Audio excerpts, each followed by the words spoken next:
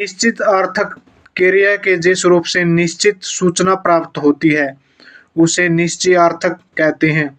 जैसे लड़का पढ़ता है, राधा नाचती है। अज्ञार्थक अज्ञार्थक हो गया क्रिया के जिस रूप से अज्ञा, उपेक्षा, प्रार्थना आदि का बोध होता है। आदि का बोध होते उसे अज्ञार्थक कहते हैं। जैसे रमेश पुस्तक पढ़ो, रमेश पुस्तक पढ़ो, ममता चाय पिलाओ। ममता चाय पिलाओ संभावनार्थक क्रिया के जिस रूप से अनुमान, इच्छा, कर्तव्य, आशीर्वाद, साप आदि का बोध होता है उसे संभावनार्थक कहते हैं। जैसे शायद यह मुकुल का भाई है, शायद यह मुकुल का भाई है। निश्चितार्थक हो गया क्रिया के जिस रूप से निश्चित सूचना प्राप्त होती है उसे निश्चयार्थक कहते हैं। क्रिया के जिस रूप से निश्चित सूचना प्राप्त होती है उसे निश्चयार्थक कहते हैं। लड़का पढ़ता है, राधा नाचती है। लड़का पढ़ता, राधा नाचती है निश्चयार्थक हो गया। निश्चितार्थक क्रिया के जिस रूप से निश्चित सूचना प्राप्त होती है उसे निश्चयार्थक कहते हैं। लड़का पढ़ता है, राधा नाचती है। अज्ञार्थक क्रिया के जिस रूप से अज्ञा, उपेक्षा, प्रार्थना आदि का बोध होता है उसे अज्ञार्थक कहते हैं। जैसे रमेश पुस्तक पढ़ो, ममता चाय पिलाओ संभावनार्थक क्रिया के जिस रूप से अनुमान, इच्छा, कर्तव्य, आशीर्वाद, साप आदि का बोध होता है उसे संभावनार्थक कहते हैं। जैसे शायद यह मुकुल का भाई है, शायद यह मुकुल का भाई है। क्रिया के प्रयोग संबंधी निर्देश। क्रियाओं के प्रयोग के समय निम्नलिखित बातों को ध्यान में रखना चाहिए। क्रिया के पुरुष, लिंग और वचन इन्हीं कर्ता के अनुसार होते हैं। क्रिया के पुरुष, लिंग और वचन कहीं कर्ता के अनुसार होते हैं। क्रिया के पुरुष, लिंग और वचन कहीं कर्ता के अनुसार होते हैं, कई कर्म के अनुसार होते हैं, कई क्रिया के अनुसार होते हैं। अतः क्रिया का प्रयोग 3 प्रकार से होता है। कर्तृक प्रयोग हो गया जिस वाक्य में क्रिया के पुरुष, लिंग और वचन कर्ता के अनुसार होते हैं। क्रिया के इस प्रयोग को कर्तृक प्रयोग कहते हैं। जैसे राहुल अच्छी पुस्तकें पढ़ता है। कर्तृक प्रयोग हो गया जिस वाक्य में क्रिया के पुरुष, लिंग और वचन कर्ता के अनुसार होते हैं। कर्तृक प्रयोग हो गया वाक्य में क्रिया के पुरुष, लिंग और वचन कर्ता के अनुसार होते हैं। क्रिया के इस प्रयोग को कर्तृक प्रयोग कहते हैं। जैसे राहुल अच्छी पुस्तकें पढ़ता है। कर्मणि प्रयोग जिस वाक्य में क्रिया के पुरुष, लिंग और वचन कर्म के अनुसार होते हैं तो क्रिया के इस प्रयोग को कर्मणि प्रयोग कहते हैं। जैसे गीता को पुस्तकें पढ़नी पड़ेगी। भाव प्रयोग जिस वाक्य में क्रिया के पुरुष, लिंग और वचन कर्ता के अनुसार न होकर सदैव अन्य पुरुष पुल्लिंग एक वचन में हो तब भाव प्रयोग होता है। जैसे मुझसे चला नहीं जाता।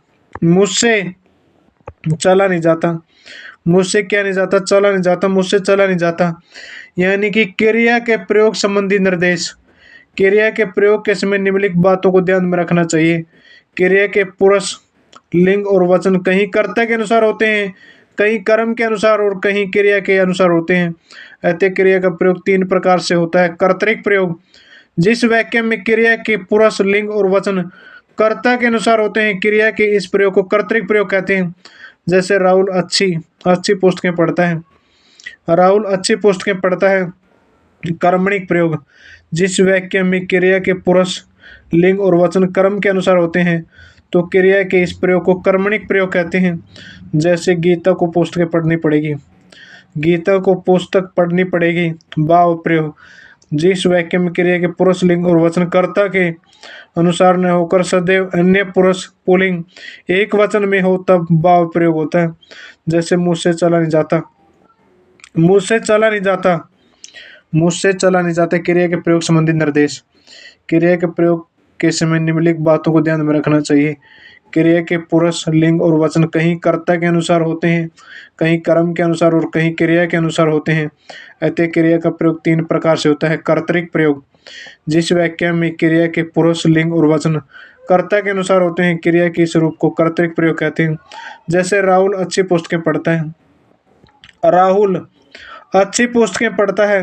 कर्मणिक प्रयोग, जिस वाक्य में क्रिया के पुरुष, लिंग और वचन कर्म के अनुसार होते हैं, तो क्रिया के इस प्रयोग को कर्मणिक प्रयोग कहते हैं। गीता को पुस्तकें पढ़नी पड़ेगी। गीता को पुस्तक पढ़नी पड़ेगी। गीता को पुस्तक पढ़नी पड़ेगी। भाव प्रयोग, जिस वाक्य में क्रिया के पुरुष, लिंग और वचन कर्ता के अनुसार न होकर सदैव अन्य पुरुष पुल्लिंग एक वचन में हो, तब भाव प्रयोग होता है।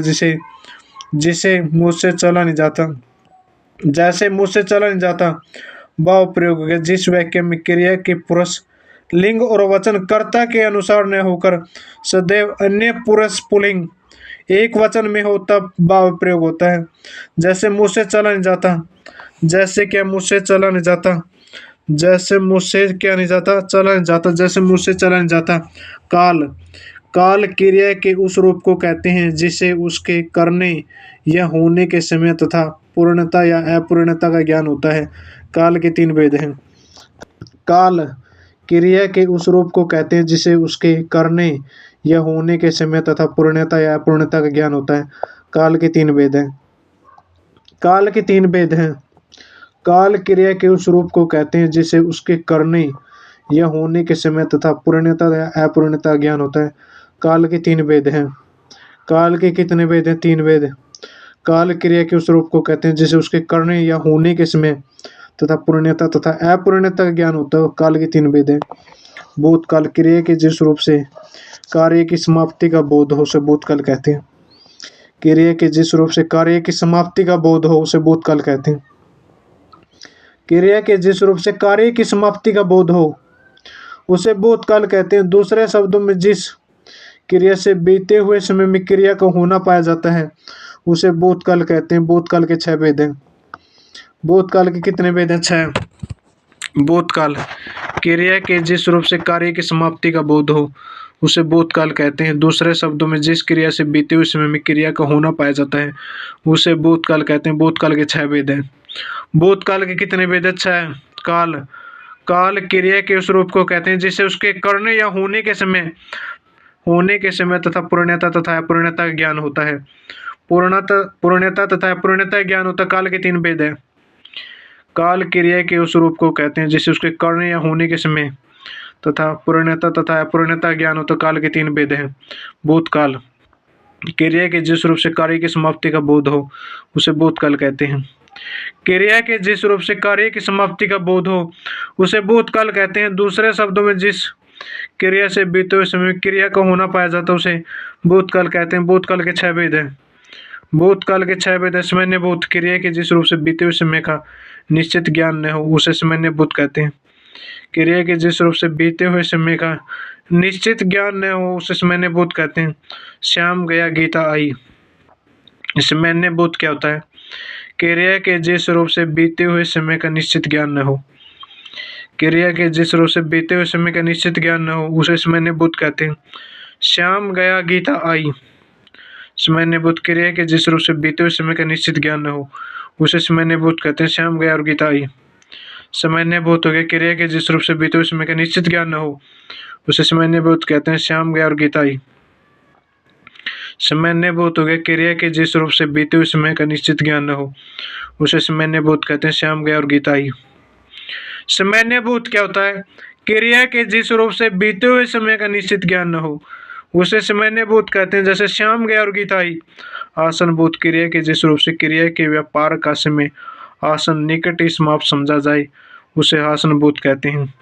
निकट ही समाप्त समझा जाए उसे आसन भूत कहते हैं। अंकुर नैनीताल से लौटा है, मैं खाना खा चुका हूँ। मैं खाना खा चुका हूँ। आसन भूत हो गए, क्रिया के जिस रूप से क्रिया के व्यापार का समय आसन निकट ही समाप्त समझा जाए उसे आसन भूत कहते हैं। अंकुर नैनीताल से लौटा है, मैं खाना खा चुका हूँ। अंकुर नैनीताल से लौटा, मैं खाना खा चुका हूँ। आसन भूत हो गया, क्रिया के जिस रूप से क्रिया के व्यापार का समय आसन निकट ही समाप्त समझा जाए उसे आसनभूत कहते हैं। जैसे अंकुर नैनीताल से लौटा है, मैं खाना खा चुका हूँ। अंकुर नैनीताल से लौटा, मैं खाना खा चुका हूँ। आसनभूत हो गया क्रिया के जिस रूप से क्रिया के व्यापार का समय आसन निकट ही समाप्त समझा जाए, उसे आसनभूत कहते हैं। आसनभूत कहते हैं। आसनभूत हो गया क्रिया के जिस रूप से क्रिया के व्यापार का समय आसन निकट ही समाप्त समझा जाए, उसे आसनभूत कहते हैं। जैसे अंकुर नैनीताल से लौटा है, मैं खाना खा चुका हूँ। अंकुर नैनीताल से लौटा, मैं खाना खा चुका हूँ।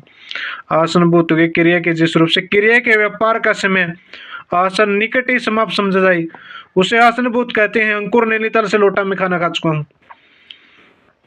अंकुर है जो, अंकुर नैनीताल से लौटा, मैं खाना खा चुका हूँ। आसनभूत हो गया क्रिया के जिस रूप से क्रिया के व्यापार का समय आसन निकट ही समाप्त समझा जाए, उसे आसनभूत कहते हैं। जैसे अंकुर नैनीताल से लौटा है, मैं खाना खा चुका हूँ। अपूर्णभूत क्रिया के जिस रूप से यह जाना जाए कि क्रिया भूतकाल में हो रही थी लेकिन उसकी समाप्ति का पता न चले, उसे अपूर्णभूत कहते हैं। अपूर्णभूत कहते हैं। जैसे सितार बज रहा था। अपूर्णभूत क्या गए क्रिया के जिस रूप से यह जाना जाए कि क्रिया भूतकाल में हो रही थी लेकिन उसकी समाप्ति का पता न चले, उसे अपूर्णभूत कहते हैं। जैसे सितार बज रहा था। जैसे सितार बज रहा था। अपूर्णभूत ये क्रिया के जिस रूप से यह जाना जाए कि क्रिया भूतकाल में हो रही थी लेकिन उसकी समाप्ति का पता न चले, उसे अपूर्णभूत कहते हैं। जैसे सितार बज रहा था। जैसे सितार बज रहा था, अपूर्णभूत हो गया क्रिया के जिस रूप से यह पता क्रिया के जिस रूप से यह जाना जाए कि क्रिया भूतकाल में हो रही थी लेकिन उसकी समाप्ति का पता न चले, उसे अपूर्णभूत कहते हैं। जैसे सितार बज रहा था। जैसे सितार बज रहा था। अपूर्णभूत हो गया क्रिया के जिस रूप से यह जाना जाए कि क्रिया भूतकाल में हो रही थी लेकिन उसकी समाप्ति का पता न चले, उसे अपूर्णभूत कहते हैं। जैसे सितार बज रहा था। जैसे सितार बज रहा था। अपूर्णभूत हो गया क्रिया के जिस रूप से यह जाना जाए कि क्रिया भूतकाल में हो रही थी लेकिन उसकी समाप्ति का पता न चले, उसे अपूर्णभूत कहते हैं। जैसे सितार बज रहा था। जैसे सितार बज रहा था।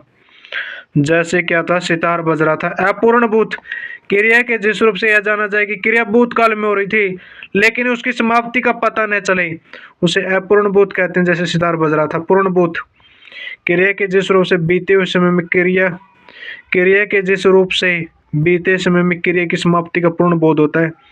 क्रिया की समाप्ति का पूर्ण बोध होता है, उसे पूर्णभूत कहते हैं। जैसे मैं खाना खा चुका हूँ। पूर्णभूत हो गया क्रिया के जिस रूप से बीते हुए समय में कार्य की समाप्ति का पूर्ण बोध होता है। क्रिया के जिस रूप से बीते हुए समय में कार्य की समाप्ति का पूर्ण बोध होता है, उसे पूर्णभूत कहते हैं। जैसे मैं खाना खा चुका हूँ। जैसे मैं खाना खा चुका हूँ क्रिया के जिस रूप से बीते हुए समय में कार्य की समाप्ति का पूर्ण बोध होता है।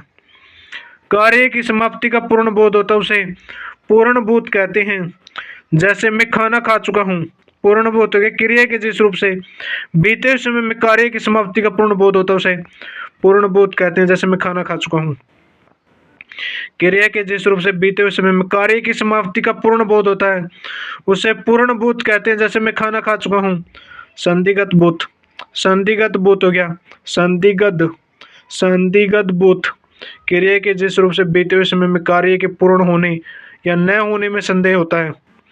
पूर्ण होने या न होने में संदेह होता है, उसे संदिग्ध भूत कहते हैं। जैसे श्याम ने गाया होगा। जैसे श्याम ने गाया होगा। संदिग्ध भूत हो गया क्रिया के जिस रूप से बीते हुए समय में क्रिया के पूर्ण होने न होने में संदेह होता है, उसे संदिग्ध भूत कहते हैं। जैसे श्याम ने गाया होगा। जैसे श्याम ने गाया होगा। संदिग्ध भूत हो गया क्रिया के जिस रूप से बीते हुए समय में कार्य के पूर्ण होने न होने में संदेह होता है, उसे संदिग्ध भूत कहते हैं। जैसे श्याम ने गाया होगा। हेतु मदभूत क्रिया के जिस रूप से यह पता चले कि क्रिया भूतकाल में होने वाली थी पर किसी कारणवश नहीं हो सकी। किसी कारणवश नहीं हो सकी, उसे हेतु मदभूत कहते हैं।